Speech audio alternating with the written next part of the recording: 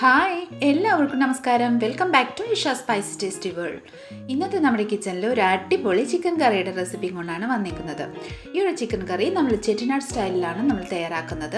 വളരെ ടേസ്റ്റിയും സിമ്പിൾ വേയിൽ തയ്യാറാക്കാൻ പറ്റിയ ഈ ഒരു രുചികരമായ ഈ ഒരു ചിക്കൻ കറിയുടെ റെസിപ്പി നിങ്ങളെല്ലാവരും വീഡിയോ സ്കിപ്പ് ചെയ്യാതെ കണ്ടുള്ളൂ കേട്ടോ. കണ്ടതിന് ശേഷം നിങ്ങളുടെ ഫീഡ്ബാക്ക് എന്നിൽ അറിയിക്കുക. അപ്പോൾ പെട്ടെന്ന് തന്നെ നമ്മുടെ ഈ ഒരു അടിപൊളി റെസിപ്പിയിലോട്ട് കിടക്കാം. ചിക്കൻ കറി തയ്യാറാക്കാനായിട്ട് ആദ്യം ഒരു കടായി എടുക്കുക. കടായിലോട്ട് നമുക്ക് 1 ടേബിൾ സ്പൂൺ ഓയിൽ ചേർക്കാം കേട്ടോ. ഓയിൽ ഏകദേശം ചൂടായി വരട്ടെ. ആ സമയം കൊണ്ട് ഞാൻ നിങ്ങൾക്ക് മസാലകൾ പറഞ്ഞുതരാം. ഒരു 2 ടേബിൾ സ്പൂണ് മല്ലിക്കൊത്ത്, ഒരു കുഞ്ഞ് പട്ട, ഒരു ചെറിയ പീസ് ജാതിപത്രി, 3 ഏലക്കായ, 1 ടേബിൾ സ്പൂണ് പെരിഞ്ജീരകം, ഒരു 4-5 ഗ്രാമ്പു, പിന്നെ ഒരു 1/2 ടീസ്പൂണ് നമ്മുടെ ജീരകം, സാധാരണ ജീരകം, ഒരു 5-6 വത്തലമുളക്, ഒരു ബേ ലീവ്സാണ് എടുത്തിരിക്കുന്നത്. ഈ വകയെല്ലാം എടുത്തതിന് ശേഷം ഇതിലോട്ട് നമുക്ക് 1 ടേബിൾ സ്പൂണ് കുരുമുളകും കൂടെ ചേർക്കണം. നമുക്കിതെല്ലാം നമ്മുടെ ഈ ഒരു ഓയിൽ ചൂടായതിന് ശേഷം ആ ഓയിലോട്ട് നമുക്ക് ഇതെല്ലാം ചേർക്കാം.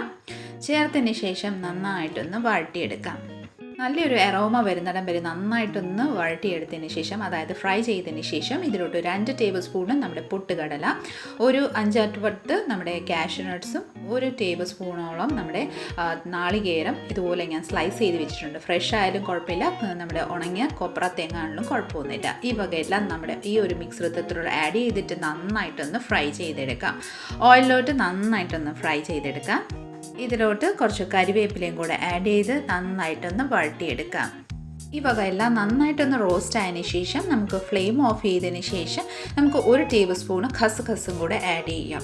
നല്ല സൂപ്പർ ഗ്രേവിയും സൂപ്പർ ടേസ്റ്റ് ആയിരിക്കും നമ്മൾ ഖസ്ഖസ് ആഡ് ചെയ്ത് കഴിഞ്ഞാൽ. ഇനി നന്നായിട്ടൊന്ന് മിക്സ് ചെയ്തതിന് ശേഷം ഒരു മിക്സി ജാർ എടുക്കാം. മിക്സി ജാറിലോട്ട് നമ്മുടെ ഈ ഒരു ഫ്രൈ ചെയ്ത് വെച്ചിരിക്കുന്ന ആ മിശ്രിതം എല്ലാം ഇതിലോട്ട് ആഡ് ചെയ്ത് കൊടുക്കാം. ഇനി നമുക്ക് ലിറ്റിട്ട് ക്ലോസ് ചെയ്ത് ഒന്ന് ക്രഷ് ചെയ്ത് നമുക്ക് കൊണ്ടുവരാം കേട്ടോ. അതാ നോക്കിക്കൊള്ളൂ, നന്നായിട്ടൊന്ന് ക്രഷ് ചെയ്ത് നമ്മളിവിടെ കൊണ്ടുവന്നിട്ടുണ്ട്. ഇനി ഇതിലോട്ട് നമുക്ക് ഒരു 1/4 കപ്പോളം നമുക്ക് വെള്ളം ഇതിലോട്ട് ചേർത്തതിന് ശേഷം ലിറ്റിട്ട് ക്ലോസ് ചെയ്ത് ഫൈൻ പേസ്റ്റ് ആക്കി അരച്ച് കൊണ്ടുവരാം. നോക്കിക്കൊള്ളൂ, നന്നായിട്ട് ഫൈൻ പേസ്റ്റ് ആക്കി നമ്മളിത് അരച്ചെടുത്തിട്ടുണ്ട്. ഈ ഒരു ടെക്സ്ചറാണ് നമ്മുടെ അരച്ച് കൊണ്ടുവരുന്നത്.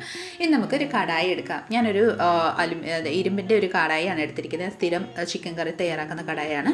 ഇതിലോട്ട് നമുക്ക് ഓയിൽ ചേർക്കാം. ഒരു 3 ടേബിൾ സ്പൂണോളം ഓയിൽ ചേർത്തിട്ടുണ്ട്. അതിലോട്ട് നമുക്ക് ഒരു 4-5 ഗ്രാമ്പു, ഒരു ഏലക്കായ, ഒരു കുഞ്ഞു പട്ടായും, ഒരു 1/2 ടീസ്പൂണ് നമ്മുടെ പെരിഞ്ജീരകം കൂടെ ആഡ് ചെയ്ത് നന്നായിട്ടൊന്ന് പൊട്ടി വരുമ്പോഴത്തേക്കിന് ഒരു 2 മീഡിയം സൈസ് സവോള ഞാൻ ഇതുപോലെ ഒന്ന് സ്ലൈസ് ചെയ്ത് വെച്ചിട്ടുണ്ട്. അതും കൂടെ നമുക്ക് ഇതിലോട്ട് ആഡ് ചെയ്ത് കൊടുക്കാം.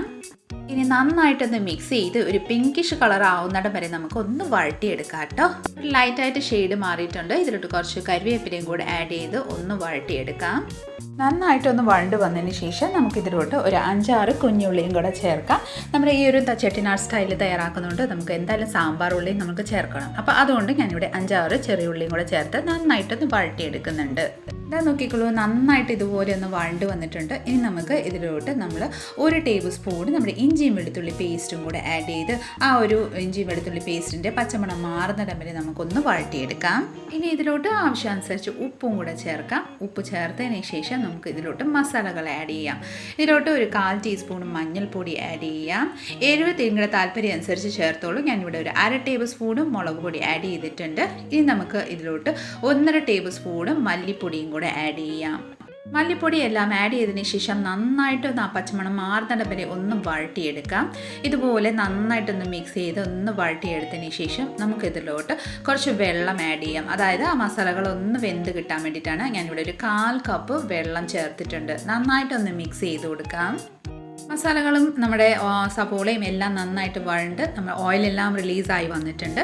ഇനി നമുക്ക് ഇതിലോട്ട് ഒരു മീഡിയം സൈസ് തക്കാളിക്ക ഞാനിവിടെ ഞുറുക്കി വെച്ചിട്ടുണ്ടായിരുന്നു. അതും കൂടെ നമുക്ക് ഇതിലോട്ട് ആഡ് ചെയ്ത് നന്നായിട്ടൊന്ന് മിക്സ് ചെയ്ത് കൊടുക്കാം. നന്നായിട്ടൊന്ന് മിക്സ് ചെയ്തതിന് ശേഷം നമുക്ക് ലിഡിട്ട് ക്ലോസ് ചെയ്ത് ഒരു 5 മിനിറ്റ് നമുക്ക് ഇതൊന്ന് കുക്ക് ചെയ്യാൻ വേണ്ടിയിട്ട് വെക്കാം കേട്ടോ. 5 മിനിറ്റിന് ശേഷം നോക്കിക്കോളൂ, ഓയിലെല്ലാം റിലീസായിട്ടുണ്ട്. നമ്മുടെ തക്കാളിക്ക നന്നായിട്ടൊന്ന് വെന്തിട്ടുണ്ട് കേട്ടോ. നന്നായിട്ടൊരു സ്പൂൺ വെച്ച് ഒന്ന് സ്മാഷ് ചെയ്ത് കൊടുത്തോളൂ. നന്നായിട്ടൊന്ന് ഉടച്ചെടുത്തോളൂ കേട്ടോ. തക്കാളിക്ക എല്ലാം നന്നായിട്ട് ഉടങ്ങി വന്നിട്ടുണ്ട്. ഇനി നമുക്ക് ഇതിലോട്ട് നമ്മൾ കഴുകി നന്നായിട്ട് വാഷ് ചെയ്ത് വെച്ചിരിക്കുന്ന ചിക്കൻ നമുക്ക് ഇതിലോട്ട് ആഡ് ചെയ്യാം. ഇനി നമുക്ക് ഇത് നന്നായിട്ടൊന്ന് മിക്സ് ചെയ്ത് കൊടുക്കാം കേട്ടോ. നന്നായിട്ട് ആ ഗ്രേവിയിലോട്ട് മസാലകളിലോട്ട് നന്നായിട്ട് യോജിപ്പിച്ച് വരുന്നിടം വരെ നന്നായിട്ടൊന്ന് മിക്സ് ചെയ്ത് കൊടുക്കാം.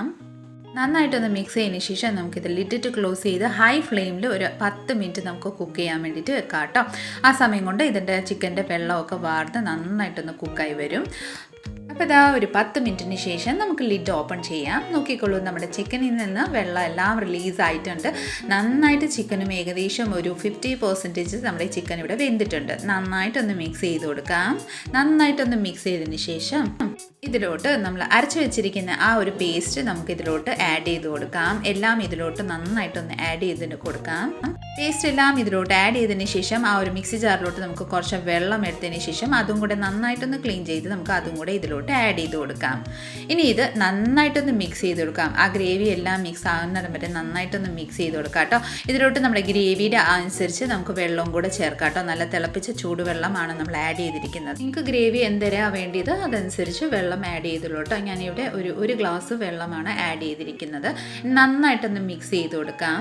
നന്നായിട്ടൊന്ന് മിക്സ് ചെയ്തതിന് ശേഷം നമുക്ക് നമ്മുടെ ചിക്കൻ കറി ഒന്ന് വെന്ത് കിട്ടാൻ വേണ്ടിയിട്ട് ലിഡിട്ട് ക്ലോസ് ചെയ്ത് ഒരു 20 to 25 മിനിറ്റ്സ് നമുക്ക് വെയിറ്റ് ചെയ്യാം.